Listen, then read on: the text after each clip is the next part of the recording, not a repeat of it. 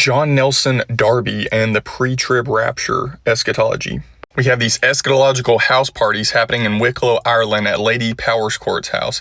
And we have John Nelson Darby and this new premillennialism idea. From there, we have the brethren splitting, one of the reasons being because of the eschatology of this new premillennialism. So John Nelson Darby and the exclusive brethren and how that carries over into America and how it spread through revivals after the Civil War period. And we have what Crawford Gribben calls Americanized dispensationalism from the father of Americanized dispensationalism, James Brooks, who is influential to Scofield. And then I want to show how the exclusive brethren are also in the circle in this Scofield Reference Bible publication.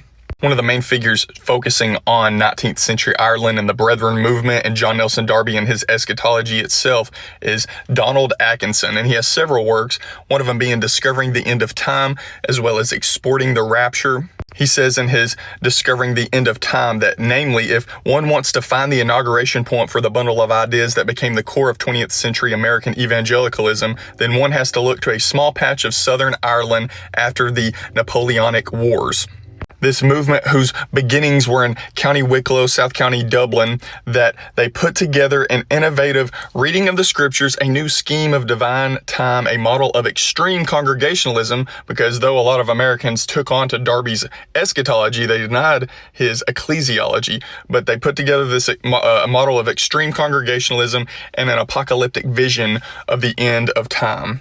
And he said they would eventually become known as the Brethren. And we see that the Brethren actually split, and Darby becomes the head of what is known as the exclusive Brethren. And Akenson says that my suggestion here is that during the years of 1848 through 1882, the Darby'ites perfected a form of group management that was an ideal vector for transmitting their ideas internationally and for injecting them into the North American evangelical realignment that followed the U.S. Civil War. Because during the Civil War and before the Civil War, postmillennialism was the main thought in the eschatology of America.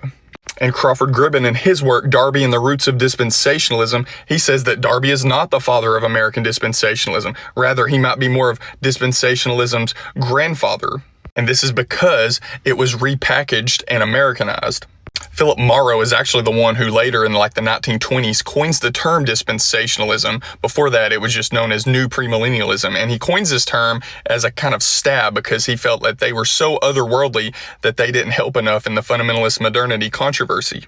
Daniel Hummel, in his book, The Rise and Fall of Dispensationalism, talks about this theological tradition of dispensationalism as a tradition that cohered in the time of the fundamentalist versus modernist controversies of the 20s and the 30s. And that system was forged during that controversy, and it has set up much of the history of American evangelicalism within the 20th century. So most fit in dispensationalism, the system, within the fundamental side of the fundamentalist modernity controversy. In the work Dispensational Modernism, though, he kind of pushes back and says it actually fits in to the new thought within modernity.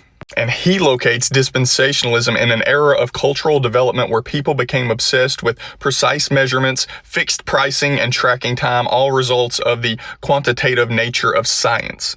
He says dispensationalists caught up in these times adopted principles of science and engineering to scripture interpretation and became engrossed with numerology, precisely timing biblical events, charting out these events, and collecting large numbers of authoritative texts to support a doctrinal view. Daniel Hummel also comments on the later Charles Ryrie's monumental book, Dispensationalism, and it clarifies that the dispensationalists, they had a dependence on the later thought of common sense realism, where they just take the plain sense interpretation, the literal hermeneutic, as they say.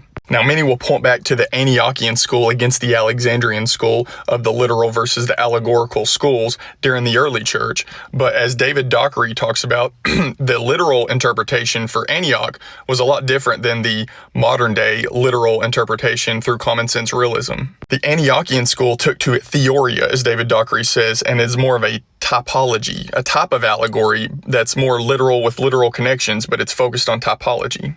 Daniel Hummel talks about that Darby himself was not a literalist, and that even in the Scofield Reference Bible, you see over 800 typologies in the notes. So really, Charles Ryrie is the one who kind of shifts to this common sense realism. Mark Snowberger, who is a dispensationalist at Detroit Theological Seminary, says James Brooks is the father of dispensationalism, and Charles Ryrie changed the political trajectory to what we see today from his 1965 publication. So really, the stories of its two fathers is John Nelson Darby, and especially the Americanized dispensationalism from James Brooks. And a lot of this kind of connects to these conferences. And even before Lady Powers Court conferences, you had these Albury conferences from 1827 to 1828.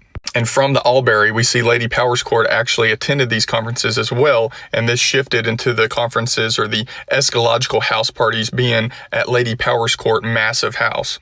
And we know that John Darby attended the Powers Court conferences from 1831 to 1833. Now going to America, we see that we also have these conferences. James Brooks served as the president of the Believers Meeting for Bible Study from 1875 until his death, 1897. In 1883, the conferences were moved to Niagara on the Lake in Ontario. And this conference was known as the Niagara Bible Conferences. And Hummel says that these conferences were instrumental for promoting the views of this new premillennialism, even though everyone in this conference were not a part and did not hold to the new premillennialism, but they had the divide of old premillennialism and new premillennialism within the conference. Jumping into Daniel Hummel's work, The Rise and Fall of Dispensationalism, he says before the 1890s, old and new premillennialists coexisted at Niagara-on-the-Lake by focusing on the beliefs that they held in common. Now, the old premillennialists denied the new idea of the pre-trib rapture. And James Brooks was the head guy at this conference for the new premillennialism idea. Another huge figure at this conference was Nathaniel West, and he eventually broke with the new premillennial idea in favor of the old premillennialism. He writes, "The Darby doctrine has nothing new in it that is true and nothing true in it that is new." West was allied with Robert Cameron, who was a Canadian Baptist minister who wanted to turn the conference over to old premillennialism. Brooks could see the division beginning to happen.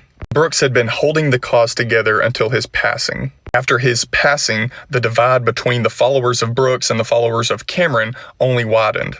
The final meeting of the Niagara Conference was in 1900.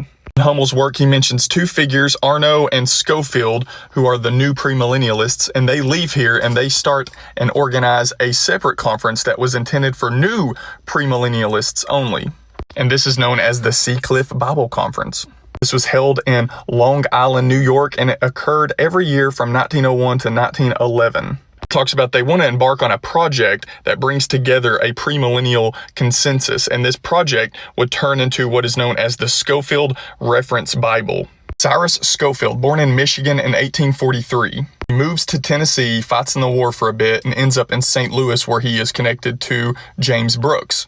You know that Reverend James Brooks befriended Cyrus and encouraged him in ministry and also introduced him to dispensationalism. As we said, Darby's system was Americanized. Like, we don't see things in Darby such as 7 dispensations. So he's gathering other information from other figures such as J.R. Graves, who is a Baptist and leader in the Landmark movement, and in his 1883 work, The Work of Christ Consummated in 7 Dispensations.